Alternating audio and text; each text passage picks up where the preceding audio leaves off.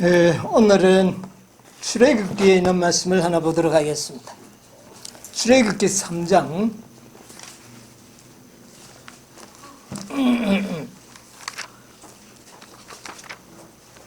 출애굽기 3장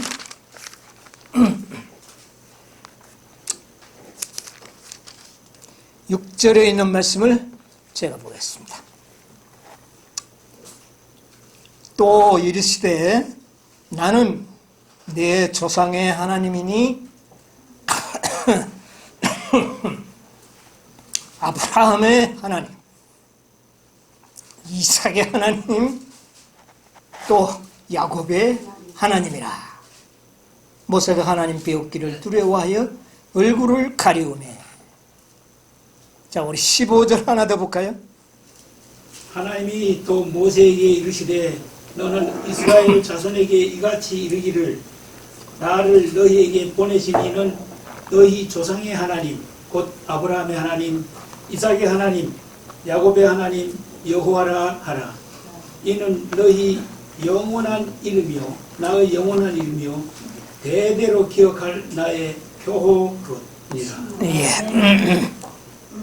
아브라함의 하나님, 또 이삭의 하나님, 야곱의 하나님. 하나님은 자신을 나타낼 때 아브라함의 하나님으로 나타내기를 좋아하셨습니다. 또요, 나는 이삭의 하나님이라. 또요, 야곱의 하나님이라. 여러분 아버지가 술주정뱅이고 별로 이름이 없고 좀 별로 명망이 없다면 딴 사람인데 가서 아버지 소개할 마음이 있습니까? 없어요. 여러분의 자녀들이 또 어떨까요? 그 망나니 같으면 어디 가서 내가 아들 아버지라고 그렇게 말하기가 좋지 않습니다. 숨기가시고. 그런데 오늘날 이 세상에 보면 자기 아버지가 유명하면 어때요? 은근히 우리 아버지가 누구다 이렇게 이야기를 합니다. 또 그 다음에 자기 자녀가 훌륭하게 돼 있으면 부모님들이 어떻게 합니까? 나는 내가 누구다 하지 않고 나는 누구의 아버지다. 그래서 자기를 이렇게 아버지가 훌륭하면 아버지를 통해서 자신을 드러내요. 그런데 우리 하나님은 보니까 아브라함의 하나님이다. 그러니까 아브라함과 이삭과 야곱은 하나님께서 자랑하고 싶은 당신의 종이었습니다. 여러분 좀 그렇게 되고 싶지 않습니까? 나는 누구의 하나님이다. 여러분 이 아브라함과 이삭 콤비입니다. 아브라함과 이삭. 이 두 사람이 협력하여 놀라운 일을 이뤄냈습니다. 이 아브라함과 이삭이요. 네. 구속의 경륜을 통하여 이 아브라함과 이삭을 통하여 이루신 이 놀라운 역사는 정말 대단한 역사. 여러분 구속의 경륜을 세울 때 하나님께서는 이 아브라함을 선택해 버렸습니다. 이삭을 선택했어요. 이 두 사람을 통하여 하나님의 의를 나타내려고 한 겁니다. 하나님의 사랑을 이 세상에 나타내려고 했어요. 하나님이 세상을 이처럼 사랑하사 누구를 주셨으니? 독생자를 주셔서 이 땅에 당신의 뭐를요? 아버지의 사랑을 이 세상에 나타내기를 원하셨습니다. 그래서 예수님은 이 땅에 오셔서 하나님의 사랑을 온전히 나타내셨어요. 그래서 예수님은 믿음의 뭐가 됐습니까? 예수님이 믿음의 주인이 된 겁니다. 예수님은 믿음의 주인이 됐어요. 근데 아브라함은 뭐가 됐어요? 아브라함, 이삭, 야곱은 믿음의 조상이 되는 겁니다. 조상이 되려고 하면 완전한 모델이 되어야 되겠죠. 그렇죠. 그래서 이 아브라함과 이삭은 하나님의 특별한 섭리에 의해서 정말 축복도 많이 받고 시련도 고통도 참 많이 받은 그런 사람들로 우리에게 소개되고 있습니다. 구속의 경륜 속에서 이 아브라함과 이삭이 그 놀라운 역할이 준비되어 있었습니다. 여기 보면 이런 말씀이 있어요. 부조와 선지자 147페이지 가운데 보면 하나님께서 충성된 자들의 조상이 되도록 아브라함을 부르셨으므로 하나님께서 뭐가 되도록 했다고요? 충성된 믿음의 조상이 되도록 아브라함을 불렀다. 부르셨으므로 그의 생애는 후대 사람에게 신앙의 모본이 되어야 하였다. 예. 그런데 모본이 되도록 해야 되는데 아브라함이 그런데 그의 믿음이 완전하지 못했다. 모본이 되기는 돼야 되는데 아브라함이 믿음이 뭐 하지 못했다? 완전하지 못했다. 왜? 어디에 완전하지 못한 게 나타났어요? 자기 아내를 동생이라고도 하고 또요 하갈을 취해서 처벌을 얻어서 아들을 낳기도 하고 이게 전혀 모본이 안 돼요. 모본이 안 돼요. 예, 모본이 안 됩니다. 자 보세요. 그는 하갈과 또 아내를 속임으로 그런 하나님께 대한 불신을 나타내버린 겁니다. 그로 가장 높은 표준에 도달할 수 있도록 하기 위하여. 그러니까 하나님께서는 아브라함과 이삭을 그의 생애가 높은 표준에 도달하도록 만들려고 계획하셨어요. 그래야 뭐가 되니까요? 모본이 되겠죠? 조상이라는 것은 모본이 됐다는 말입니다. 혈통적으로 저절로 되는 그런 조상이 아니에요, 이건. 완전한 모본이 됐다는 말이에요. 하나님께서는 그렇게 되도록 하기 위하여 하나님께서는 일찍이 사람이 견디도록 부름을 받은 시험 가운데 가장 견디기 힘든 시험을 당하게 하셨다.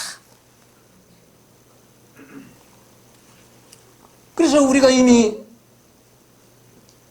지난 안식일을 통하여 제가 아브라함이 아들을 제물로 바치라고 하는 이것은 아브라함에게는 부당한 시험이고 요구였습니다.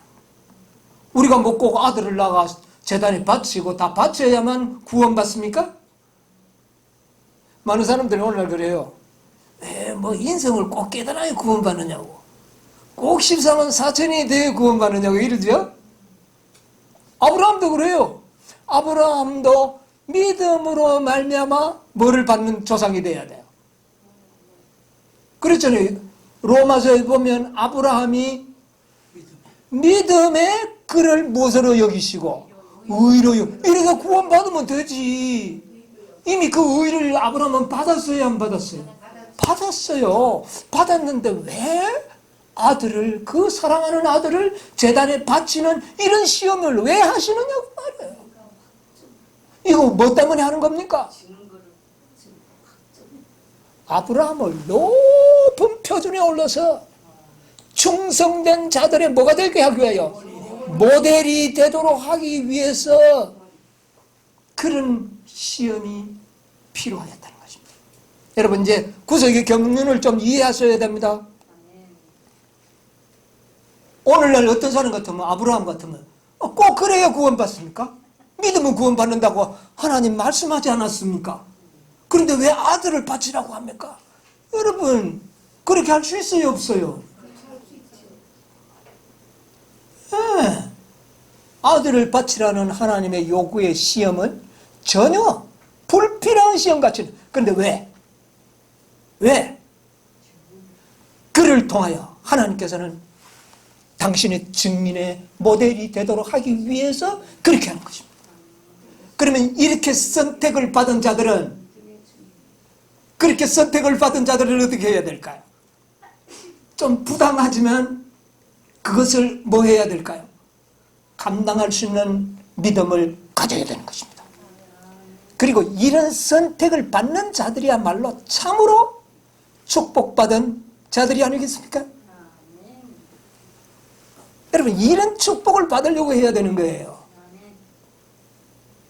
그걸 받으려고 한 사람이 누군지 아세요? 야곱이 그랬습니다. 야곱은 그냥 구원받는 거 좋아하지 않았어요. 어떻게든지 장자 축복 받아내려고. 여러분, 우리가 오늘 이 믿음을 갖도록 하기 위해서 주님께서 오늘 저보고 이 설교를 하도록 했습니다.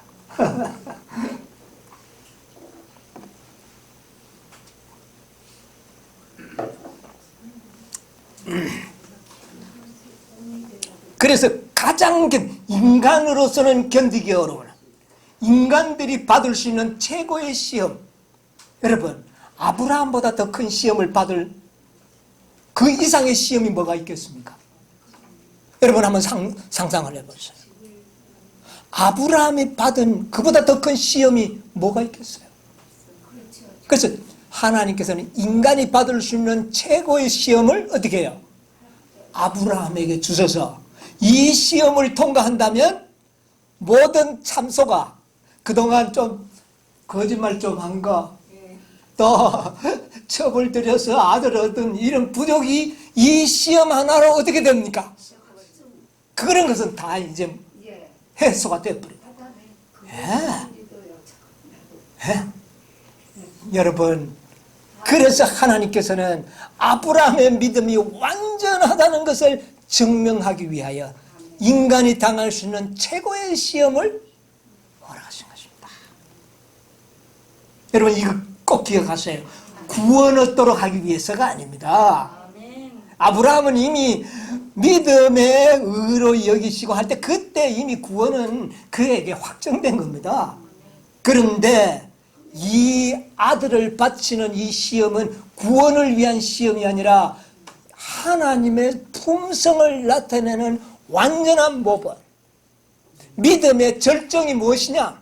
여러분, 믿음의 절정은 그냥 믿고 의롭다는 그냥 구원받는 게 아니고 얼마만큼 변화되고 얼마만큼 하나님의 사랑을 나타내는 완전한 품성을 드러내는 것까지가 복음의 목적이다.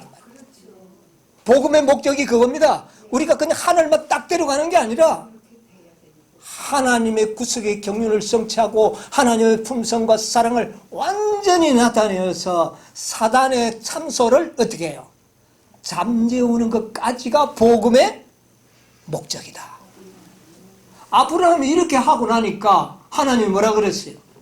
이제야 네가 나를 사랑하는 줄을 알겠노라. 이게 하나님이 몰라서 그런 게 아니잖아요. 그 말씀은 뭐냐면은 이제야 사단의 참소를 네가 잠재워 주었구나, 그 말입니다. 사단은 더 이상 참소할 수가 없어요. 왜? 아브라함이 아들을 바치는 행위를 보고 사단은 더 이상 아브라함을 참소할 수 있을까요? 없어요. 만약 그런 일이 없었다면 사단은 뭐라 그럴 거야? 하나님, 그거 말이야 거짓말쟁이 하늘나라 데려갔지 않습니까? 그 첩들이고 그 살던 자를 하늘에 데려갔지 않습니까? 그거 됩니까? 늘 그렇게 조롱할 거 아닙니까? 아브라함은 죽었는데도. 그러나 아브라함의 마지막 그 최고의 시험을 통해서 그런 사단의 모든 참소가 어떻게 돼요? 하나님이 이제야 사랑이라는 것을 아브라함의 생애를 통하여 어떻게 해요? 나타내 버릴 겁니다. 이게 복음의 목적입니다. 복음의 목적. 하나님의 구속의 경륜이 너무나도 놀라운 겁니다. 여기 보면 이랬어요. 155페이지, 부정한 선지자 155페이지. 하나님께서는 온 하늘 앞에서 당신의 종의 충성심을 증명하여 뭐하여? 충성심을 증명해서 나타내는. 그게 뭐냐? 아들을 어떻게 해요? 제단에 바치는 겁니다. 증명하여 완전한 순종만을 받으시는 바 된다는 것을 나타내며, 여러분 하늘에 갈 때에 흥과 점이 있는 사람 데려갑니까? 안 데려갑니까? 안 데려갑니다. 하늘에 들어가는 자가 죄의 흔적과 죄의 찍기가 있고 불완전한 자를 하늘에 데려갈 줄 아십니까? 그러면 믿음의 의롭다함을 받은 그 사람들 다 어떻게 된 겁니까? 그런 사람들을 다 완전히 했습니까? 아니죠. 완전한 사람이, 우편강도가 뭐가 완전합니까? 믿고 그냥 하늘에 가버렸는데, 아직까지는 안 갔지만 하늘에 들어가지 않습니까? 사단이 뭐라 그러겠어요? 참수하죠. 그러나 그 우편강도의 믿음을 가졌던 그 우편강도의 믿음이나 아브라함의 믿음은 어떻게 해요? 같은 믿음이에요. 그래서 아브라함의 생애에서 나타난 열매는 곧 누구의 열매? 우편강도의 열매입니다. 믿음은 같은 겁니다. 그런데 그렇게 아브라함의 믿음을 자라게 하신 분은 누구였어요? 아브라함 스스로가 그렇게 뭐 믿음이 좋아진, 여러분 그거 아닙니다. 하나님께서 그를 그렇게 변화시키고 높은 단계로 끌어올리신 분은 바로 하나님이십니다. 주님이십니다. 그런데 아브라함은 믿음으로 그것을 어떻게 했어요? 한 계단 한 계단 따라가서 어느 지점에 갔어요? 아들을 하나님의 제단에 바칠 수 있는 그 지점까지 올라간 겁니다. 그게 믿음으로 말미암는 것이거든요. 우편강도도 그렇게 하나님의 인도를 받을 수 있었고, 그런데 그의 수명은 어떻게 됐어요? 끝이 난 겁니다. 그런데 일반 많은 사람들은 아브라함은 집중 교육을 시켰습니다. 뭐가 되도록 하기 위해서? 모본이 되도록 하기 위해서 특별 교육을 시킨 겁니다. 아시겠어요? 근데 오늘날 이 세상은 많은 사람들은 스텝 바이 스텝으로, 그 다음에 시대적으로 이 빛이 점차적으로 공개됩니다.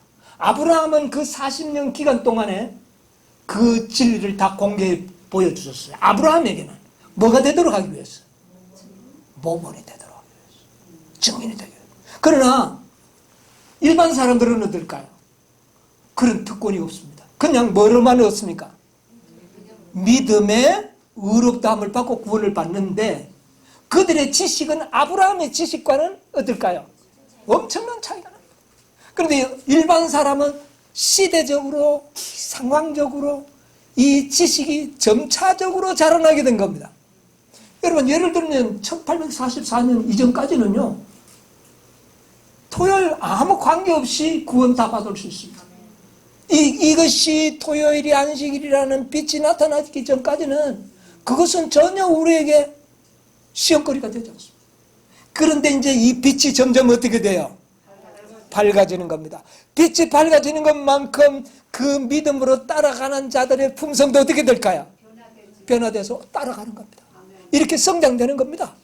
그래서 궁극적으로 하나님께서는 그들을 누구처럼 만들어 버릴까요? 아브라함처럼. 이게 구석이 경륜인데, 아브라함은 시대적으로 보여줄 그 지식을 40년이라는 그 한 세대 동안 다 보여준 거예요. 그래서 그를 완전한 그 믿음의 경지까지 올리고 난 다음에는 시험을 치르도록 한 겁니다. 그 시험이 뭡니까? 아들을 제단에 바치라는 것입니다. 그래서 그 증거를 통하여 아브라함은 완전한 믿음의 소유요, 완전한 품성의 사람이 됐다는 것이 증명이 됩니까? 안 됩니까? 증명이 됩니다. 사단이 할 말이 없어요. 아브라함이 그 아들을 바치는 그 행위 하나가 사단의 모든 입을, 참소를 다 잠재워버려요. 그래서 택함을 받은 자가 누구냐면은 아브라함, 이삭, 야곱입니다. 그런데 처음에는 아브라함과 이삭을 통해서 이 모델을 만들어냅니다. 다음 시간에 제가 야곱을 통해서 어떤 모델을 만드는지를 좀 말씀드리려고 하는데, 오늘은 아브라함 혼자 만드는 게 아니라 이삭과 협력하여 하나님의 의를 나타냅니다. 완전한 의를. 아시겠습니까? 예, 그래서 오늘 이것을 좀 생각을 해보려고. 여러분, 불완전한 건 죄입니다. 아시겠습니까? 이 세상에 많은 사람들이 지식이 불완전했어요. 그러나 아브라함은 지식이 점점 어떻게 했습니까? 아브라함은 40년 동안 하나님을 아는 지식이 점차적으로 100세가 되어서는 너는 내 앞에서 뭐하라? 완전하라. 완전하다는 것은 완전한 지식을 주는 겁니다. 네, 아브라함과 우리의 차이점은 그겁니다. 그는 40년 한 기간 동안에 완전한 지식을 그는 하나님으로부터 어떻게 해요? 배울 수가 있었습니다. 이런 것들을 우리가 생각합시다. 여러분, 요즘 죄에 대한 논란이 들어있지만은 죄가 뭔지 아십니까? 여러분, 요한일서 3장 4절에 뭐라 그랬습니까? 한번 읽어보세요.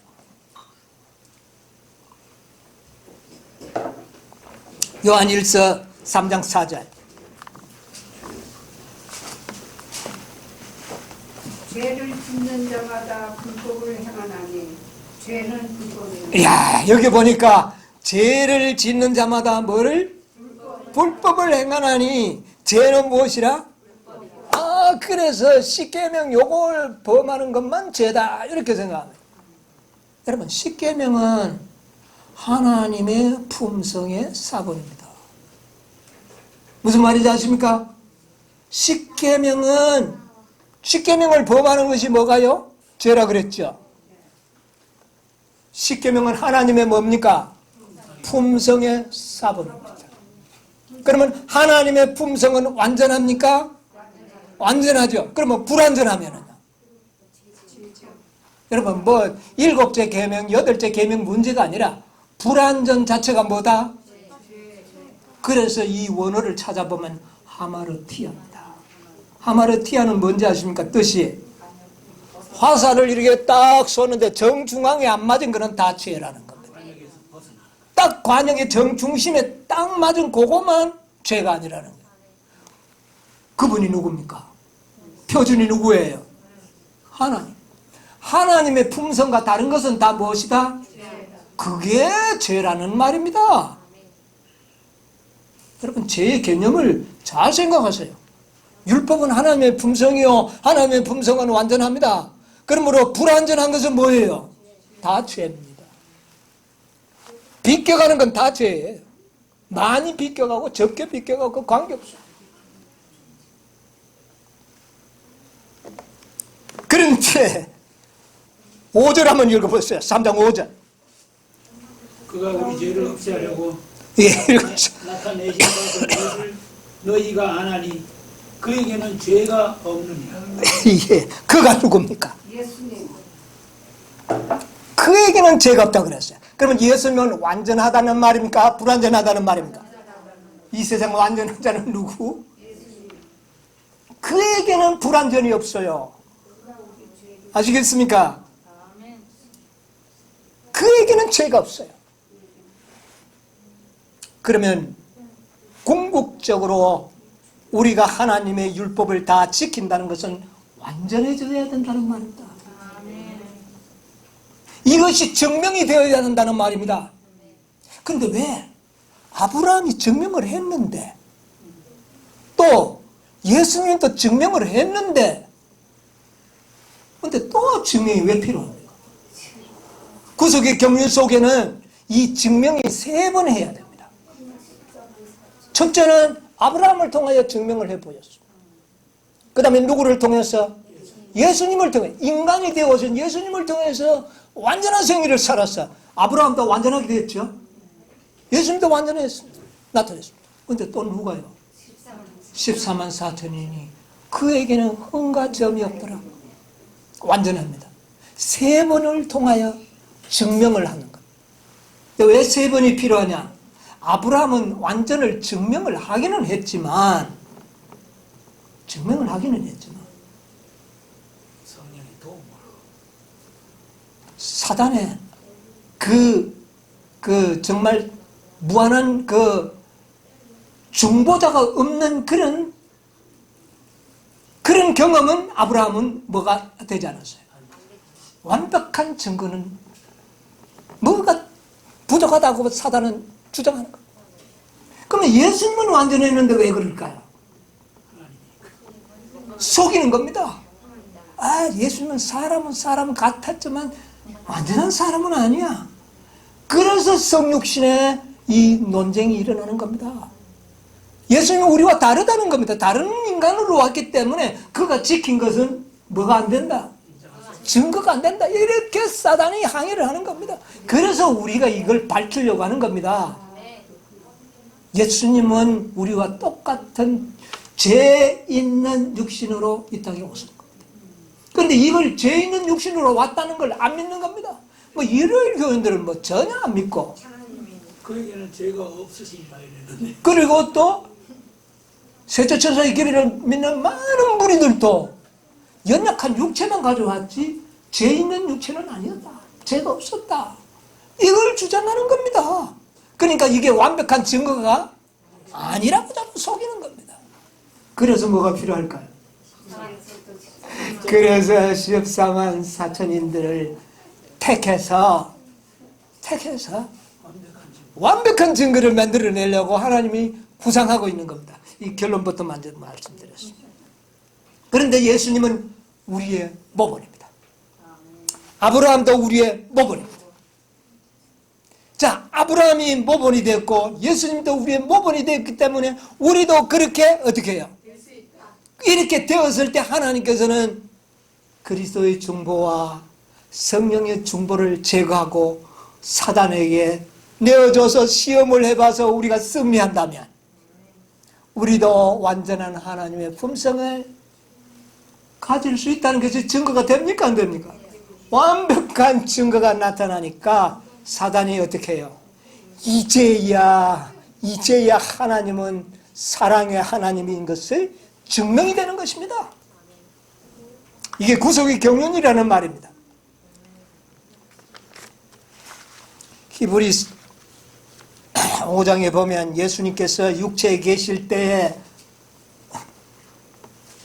눈물로 흘리면서 기도했다는 말이 나오죠. 예수님은 고난을 통하여 순종을 배워가지고 어떻게 됐다? 여러분 다시 한번 읽어봅시다. 이 거짓말쟁이들이 오늘 이 세상에 굉장히 많습니다. 그는 그가 아들이시라도 받으신 고난으로 순종함을 배워서 온전하게 되었습니다. 자, 처음부터 완전했습니까? 배워서 완전했습니까? 그런데 오늘 많은 사람들이 예수님을 없는 완전하게 왔다는 거예요. 그러면 처음부터 완전하잖아요. 그런데 여기는 뭐라 그랬어요? 고난, 육체에 죄 있는 육체로 말미암아 많은 고난을 당하면서 그러면서 순종을 믿음을 통해서 그분은 뭐가 됐다?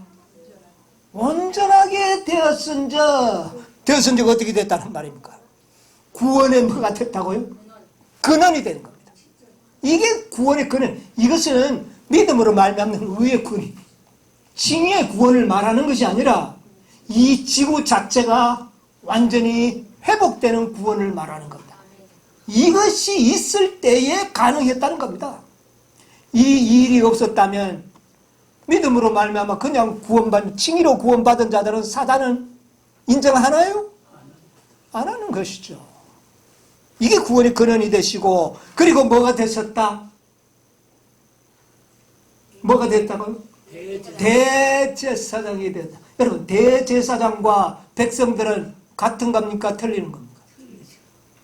직분이 다르지 육체가 다르냐고요? 여러분 아론이나 백성들이나 같은 뭡니까? 혈육이잖아요. 아브라함의 자손이잖아요. 그러니까 아론의 몸속에는 저 백성들의 몸속에 들어있는 것과 다른 겁니까? 여러분이요. 성경 구구절절이 예수님은 우리의 동일한 인성을 쓰셨다는 것이 증명이 되고 있습니다. 그래서 우리에게 뭐를 보여줬느냐 하면 모본을 보여주신 겁니다. 여러분, 예수님도 지식이 자라났을까요? 그는 전지하신 분 아닙니까? 모든 걸 다 아는 분 아닙니까? 그런데 뭐 배울 게 있나요? 다 아는 분이.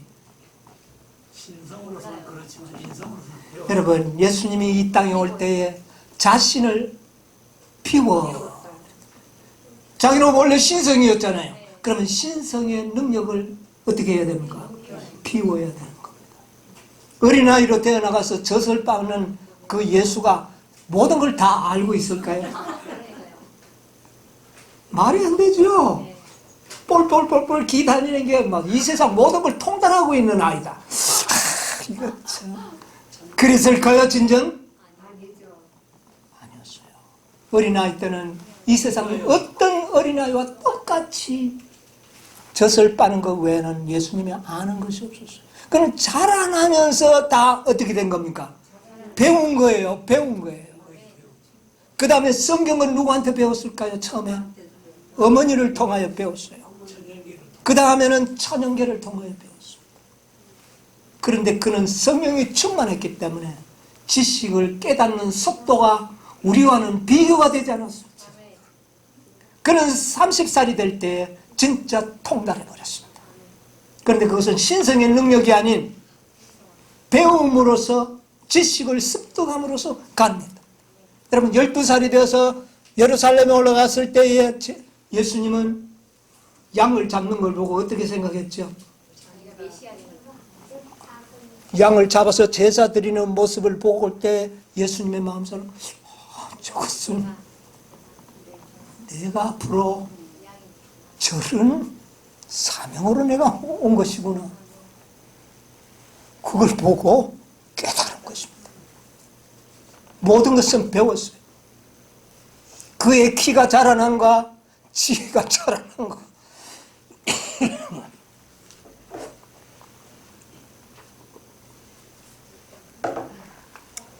다 배워서 그렇게 된 겁니다. 여기 보면 이런 말씀이 있어요. 1896년 영문시조에 보면 7월 30일자에 비록 그의 지식이 자라나고 그에게도 뭐가 자라났다고요? 지식이 자라나고 그 다음에 그의 놀라운 사명을 깨닫게 되고 매일 그런 지식을 습득했다. 그리고 그는 언제나 배우려고 했다. 어머니를 통해서 또 두루마리 성경을 통하여 천연계를 통하여 뭔가 깨달으려고 아주 애를 썼다. 그렇게 하다 보니 성령이 충만했기 때문에 그가 30세쯤 됐을 때는 모든 구석의 경륜을 어떻게 했을까요? 통달하게 된 것입니다. 예수님도 배워서 된 겁니다. 여러분 이거 기억하세요. 우리도 그렇게 될 수 있는데 우리는 시대적으로 지식이 어떻게 됐어요? 축적되어 온 것입니다. 저 아담 때부터 6,000년 동안 우리는 이 성경의 지식이 축적되어 왔는 것을 우리는 불과 1년 만에, 석 달 만에, 한 달 만에도 그것을 우리는 배울 수 있는 시대에 우리가 살고 있다. 아시겠습니까? 그리스도는 모든 인류의 이상이다. 그리고 그는 한 점의 오점 없이 항상 아버지 하나님을 온전히 신뢰하는 생애를 살았다. 여러분 우리가 그렇게 산다면 우리도 예수님과 같은 생애를 살 수 있다. 이걸 꼭 사람들에게 사랑스러워 가시더라 하는 이 말은 성장함으로써 품성과 모든 것들이 어떻게 해요? 사람들에게 사랑스러워. 그러니까 예수님은 우리의 모본입니까? 아닙니까? 모본입니다. 다만 경험이 달랐던 거예요. 받은 은혜가 달랐던 겁니다. 그런데 오늘날 우리는 그 은혜를 우리도 받을 수가 있다. 이걸 잘 기억하시기 바랍니다. 그래서 예수님은 믿음의 주인이 되신 거예요. 자, 시간이 많이 가서 조금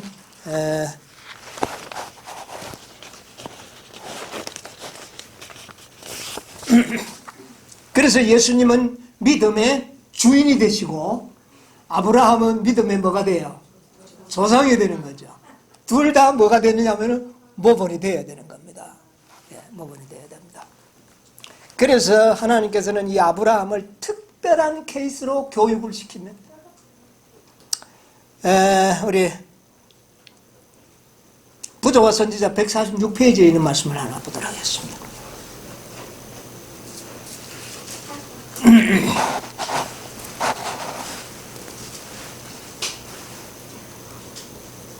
(146페이지) 보면 아브라함은 아직도 그 약속을 깨닫지 못하였다. 찾았습니까? 아브라함은 아직도 그 약속을 깨닫지 못하였다. 그의 마음은 한때 이스라엘에게로 향하였고 그는 이스마엘을 통하여 하나님의 은혜로운 목적이 성취될 것이라는 믿음에 집착하였다. 자, 보세요. 왜 하나님이 이스마엘을 보내도록 했는지 아십니까? 아직도 이삭을 통하여 하나님의 구속의 경륜을 나타내려고 하는 하나님의 섭리를 깨닫지 못한 거예요. 그러니까 이스마엘을 어떻게 하도록 하는 겁니까? 내보내는 겁니다. 이 내보내는 과정은 아브라함에게는 가슴을 찢는 고통이 있었지만 그 경험을 통하여 아브라함의 영적 지식은 어떻게 될까요? 껑충 올라가는 겁니다. 여러분이요, 영적 지식은 시련을 통하여 얻어집니다. 시련. 아시겠습니까? 그러므로 시련이 올 때 기뻐하시기 바랍니다. 여러분이 영적으로 한 단계, 몇 단계를 급뛰어 올라갈 수 있는 기회가 되는 겁니다. 이스마엘을 보낼 때에 아브라함은 고통이 찢어졌지만 이제 그의 소망은 어디에 두게 돼 있어요? 이삭에게 두는 겁니다. 이삭을 안 보냈으면 자꾸 누구인데 눈이 갑니까? 아이고, 이스마엘 자도 너무 착하고 좋은데. 딱 믿음이 어디에 고정되도록. 여러분, 이삭은 예수님을 상징하는 인물입니다. 아브라함이 누구한테 고정돼야 돼요? 예수님께 고정돼야 되는 겁니다. 근데 이스마엘은 행위예요, 행위. 뭔 말인지 아세요? 이삭은 예수님의 역할을 하는, 지금 이 마지막 아들을 바치는 그 순간에는 이삭은 누구를 상정했어요? 예수 그리스도를 상정합니다. 그러니까 아브라함은 누구만 바라봐야 돼요? 이삭을 바라봐야 됩니다. 그러니까 누구 내보내야 돼요? 자꾸 이스마엘에 집착을 하니까 이스마엘을 내보내는 겁니다.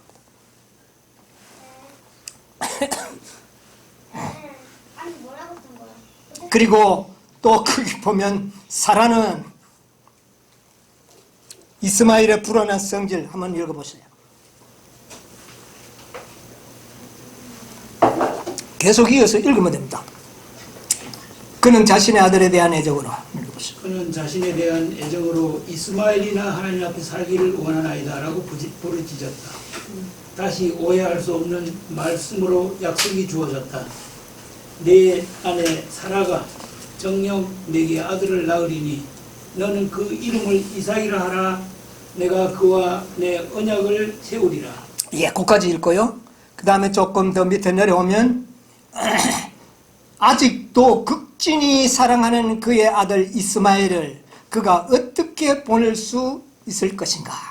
그는 근심 가운데 하나님의 인도를 간구하였다. 자, 여기 보면 그 밑에 이제 시간이 없어서 다 안 읽겠습니다. 아브라함은 천사의 말을 순종하였으나 거기에는 살을 에이는 듯한 괴로움이 있었다. 자, 이스마엘을 보내도록 한 것은 천사의 기별이었습니다. 그래서 이스마엘을 보내는데 거기에는 뭐가 있었다고요? 살을 내는 괴로움이 있었다. 한번 읽어보세요. 거기에는 천사의 말을 순종하였으나 거기에는 살을 애는 듯한 괴로움이 있었다.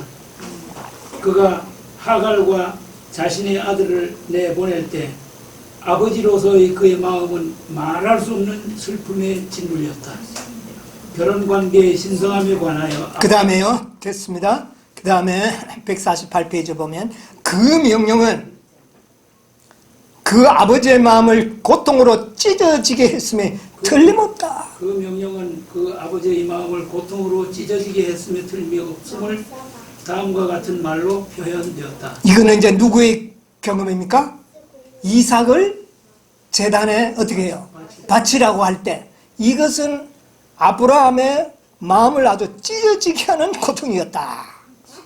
근데 이 명령을 받을 때 아브라함의 나이는 몇 살? 120세. 자, 여러분 보세요. 이삭과 아브라함이 이삭을 제물로 드리라 하는 명령을 받고 제물로 드리러 갈 때에 이삭은 말입니다. 자기가 죽을 줄 알고 갔습니까? 몰랐습니까? 몰랐어요. 누구만 알고 있었어요? 아버지만. 아버지만 알고 있었어요. 근데 이삭은 언제 알았어요? 곧 이제 제단을 쌓아놓고 그 다음에 알았죠. 그런데 이삭이 좀 이상했을까요? 안 했을까요? 이상한 점은 참 많았어요. 그러나 그때까지 아버지의 모습이 너무 심각했기 때문에 물어보지도 못하고 그냥 갔던 겁니다. 그런데 나는 이삭의 행동과 예수님의 행동이 비슷하다고 봐요. 예수님이 이 땅에 처음 왔을 때 처음부터 몰랐지. 나는 이 땅에 가서 죽을 거라고 딱 그렇게 알고 있었습니까? 몰랐죠. 몰랐어요. 자라면서 깨닫게 돼. 여러분 시대소망 77, 78쪽에 보면 한번 찾아보실래요? 77, 78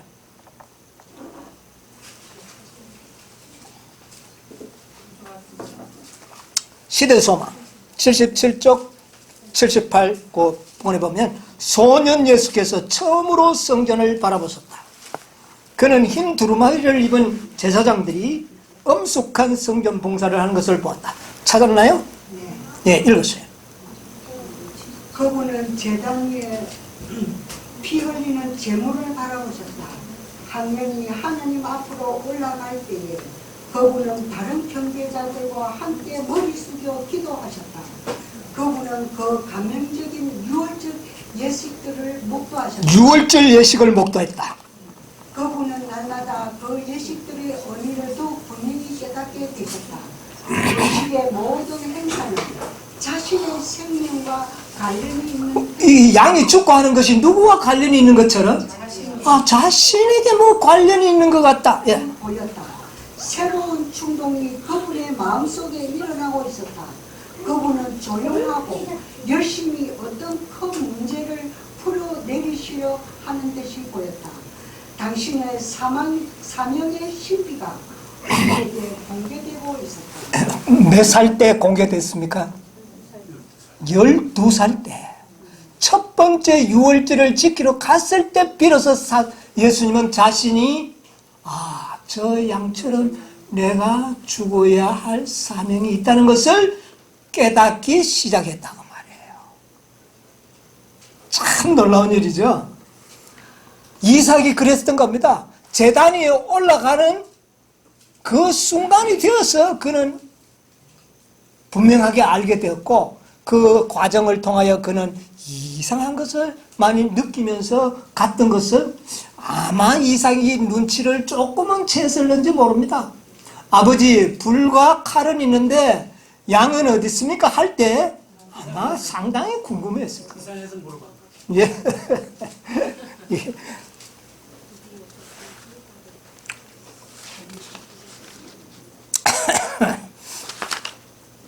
부조와 선지자 152페이지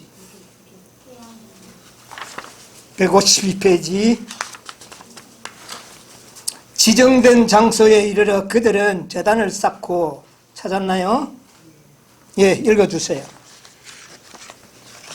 지정된 장소에 이르러 그들은 제단을 쌓고 그 위에 나무를 올려놓았다. 그 후에 아브라함은 떨리는 안성으로 하나님의 기별을 아들에게 이때 비로소 어떻게 했어요? 알렸다. 이삭은 그의 이름을 알고 두려워하고 놀랐으나 아무 저항을 하지 않았다. 이삭은 그렇게 하기로 선택했더라면 자신의 믿음을 피할 수 있었을 것이며 그 격렬했던 3일간의 투쟁에 지쳐서 비탄에 빠진 때에 혈기왕성한 주님의 뜻을 꺾을 수는 없어서 거기까지만 읽어볼까요?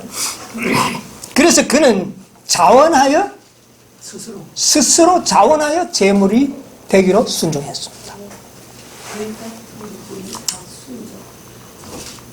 이 이삭은 그때 나이가 몇 살일까요? 아브라함의 나이가 120살이면 20살이죠. 여러분 20살 청년이면 어떨까요?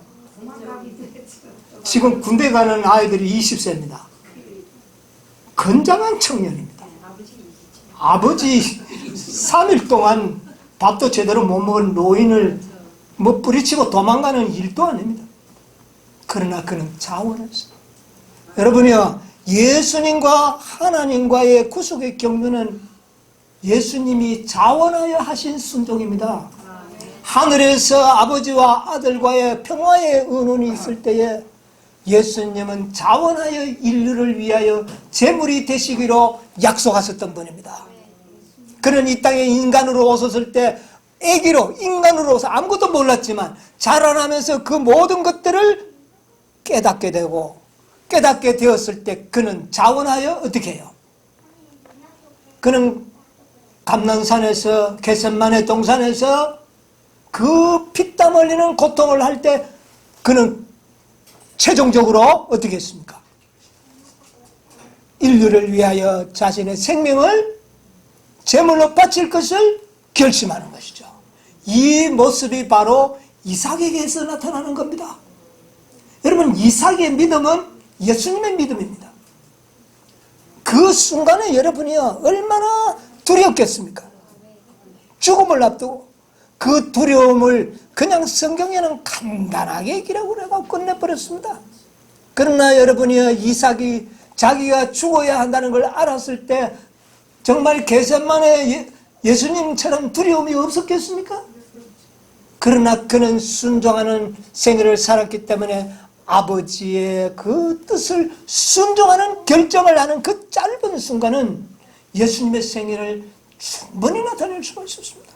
그래서 이 아브라함이 아들을 죽이는 고통과 자신이 제물이 된다고 하는 그 이삭의 고통은 바로 구속의 경륜의 실체라고 말입니다. 복음의 실체라고 말입니다. 하늘아버지와 아들 예수님이 이루신 구속의 경륜, 그 사랑을 누가 재현하는 겁니까? 아브라함과 이삭이 그걸 연출하는 겁니다. 이거 증거입니다. 그래서 이것이 복음의 실체예요. 복음의 실체입니다. 자, 여러분 154쪽에서 5쪽까지 있는 말씀 한번 읽어보도록 하겠습니다. 너무나도 중요한 말씀입니다. 부조와 선지자. 하나님께서 아브라함에게 그의 아들을 죽이라고 명령하신 것은 하나님께서 아브라함에게 그의 아들을 죽이라고 명령하신 것은 그의 믿음을 시험하시는 동시에 복음의 실체를 뭐가요? 복음의 실체를 이게 복음의 실체입니다. 그의 마음에 새겨두기 위함이었다. 그 무서운 시련의 어두운 날 동안 그가 참은 고통은 그가 자신의 경험을 통하여 무한하신 하나님께서 사람을 구속하기 위하여 치르신 희생의 위대함을 깨닫게 하려고 허락되었다. 예, 뭐를 깨닫게 하려고요? 예, 하나님의 그 구속의 경륜의 희생의 위대함을 깨닫게 하기 위해서 허락됐다. 아무 다른 시험도 그의 아들을 제물로 드리는 것과 같은 영혼의 고통을 아브라함에게 일으킬 수는 자기 아들을 손수 죽이는 이 고통보다 더 큰 고통이 있을까요? 그리고 자신의 생명을 던지는 이 이삭의 고통을 이보다 더 큰 고통이 있을까요? 예, 이것이 바로 아버지와 아들 예수님이 인간을 통하여 나타내신 사랑이라고 말합니다. 이게 복음입니다. 이게 복음이에요. 예, 계속 보세요. 하나님께서는 당신의 아들을 고통과 수치스러운 죽음을 당하도록 내주셨다.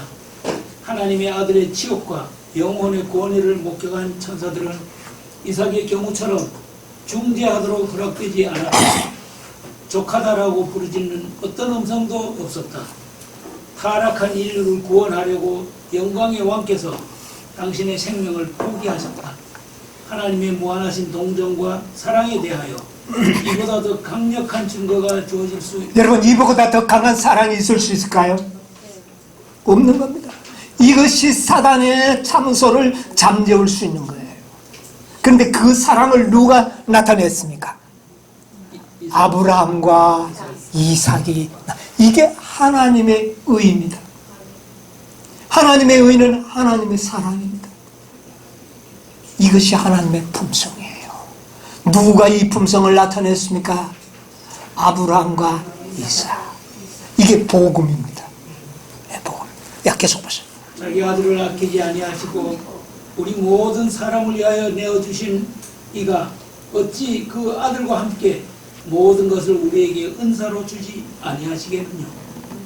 아브라함에게 요구된 희생은 그 자신의 유익이나 후대의 이익만을 위한 것이 아니라 하늘과 다른 세계들의 무제한 지적 존재자들을 교훈하기 위한 것이었다. 그래서 이 구속의 경륜은 인간만을 위한 것이 아니라 온 우주의 모든 거민들에게까지 하나님의 품성을 완전함을 증거하는데 그 증인으로서 아브라함과 이삭을 통하여 나타냈다고 말합니다. 네, 계속 보시죠. 그리스도와 사단 사이의 싸움터, 곧 구속의 경륜이 실현되는 장소는 우주의 교과서이다.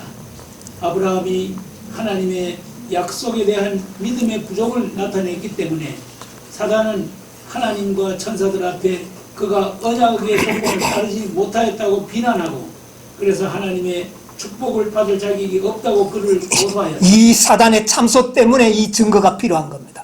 예, 그 다음에 하나님께서는 온 하늘 앞에서 당신의 종의 충성심을 증명하여 완전한 순종만이 받으시는 바 된다는 것을 나타내며 구속의 경륜을 그들 앞에 더욱 완전하게 밝히고자 하셨다. 예, 여기서 하나님은 결코 불완전한 것을 받지 않는다는 것을 증명을 하는 겁니다. 예, 이게 아주, 이것이 바로 구속의 경륜을 완전하게 드러내는 겁니다. 그래서 앞으로 누구도 필요하다? 14만 4천인의 증거가 한 번 더 필요하다는 겁니다. 예, 계속 보세요. 하늘의 존재들은 아브라함의 믿음과 이삭의 순종이 시험당하던 광경을 목격하였다. 그 시험은 아담에게 주어진 것보다 훨씬 더 혹독하였다. 우리의 첫 조상에게 주어진 금령을 순응하는 데는 고통이 따르지 않았으나 아담의 고통은 아무것도 아닙니다. 아브라함에게 하신 명령에는 가장 고통스러운 희생이 요구되었다. 온 하늘을 아브라함과 확고부동한 순종을 경의와 감탄 가운데 바라봤다. 우주는 뭐로 바라봤다고요? 경의와 감탄 가운데 이 아브라함과 이삭의 이 놀라운 이 믿음의 행위는 아주 우주 거민들까지 놀라게 했다는 겁니다. 예? 온 하늘은 그의 충성됨을 칭찬하였다. 사단의 고소가 거짓됨이 드러났다. 하나님께서는 당신의 종들에게 내가 내 아들 독자라도 내게 아끼지 아니하였으니 내가 이제야 사단의 비난에도 불구하고 내가 하나님을 경외하는 줄을 아는 사단의 모든 비난의 참소가 다 잠재워졌다고 말합니다. 선언하셨다. 다른 세계의 지성들 앞에서 맹세로서 아브라함에게 확증된 하나님의 언약은 순종은 보상을 받게 되리라는 사실을 증명하였다. 천사들까지라도 구속의 오묘, 곧 하나님의 아들이신 하늘의 사령관께서 범죄한 사람을 위하여 죽으셔야 한다는 사실을 이해하기란 어려운 일이. 예, 그랬기 때문에 이와 같은 모델이 필요했던 겁니다.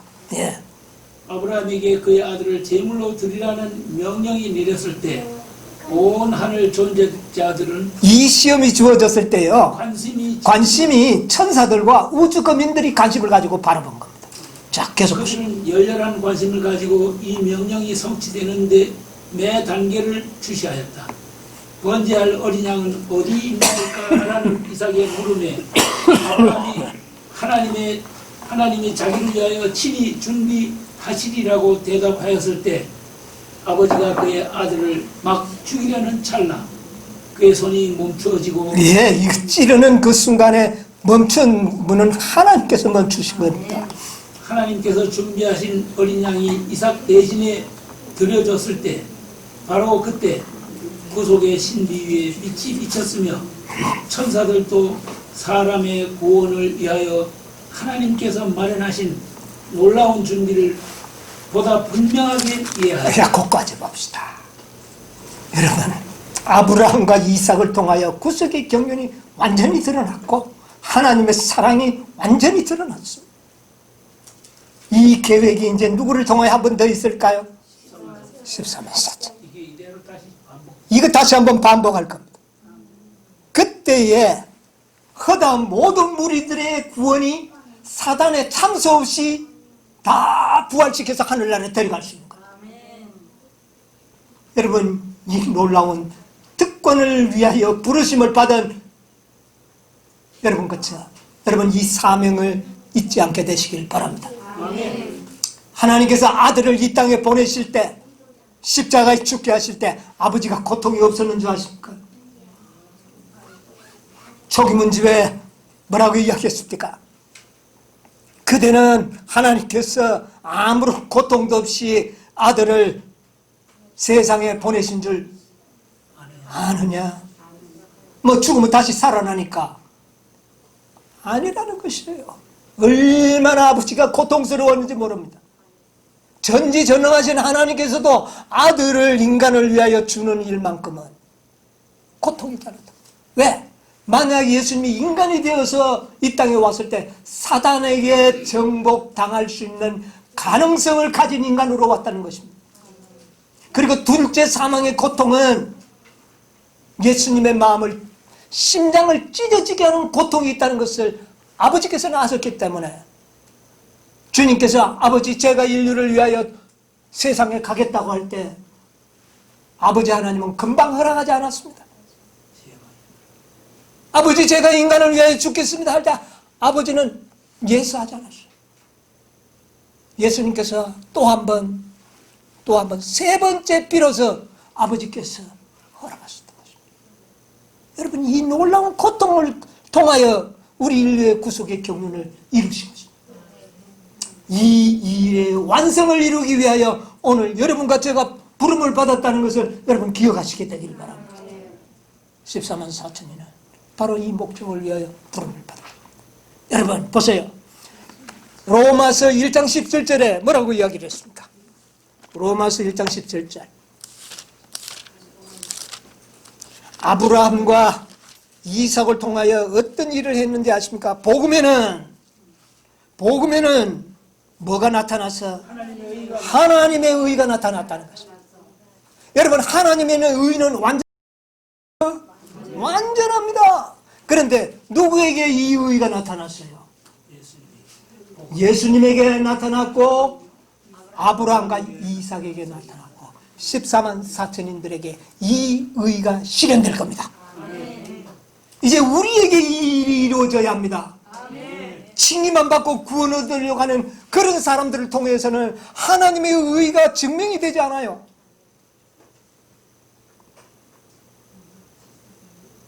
여러분, 하나님의 의를 드러내기를 원하십니까?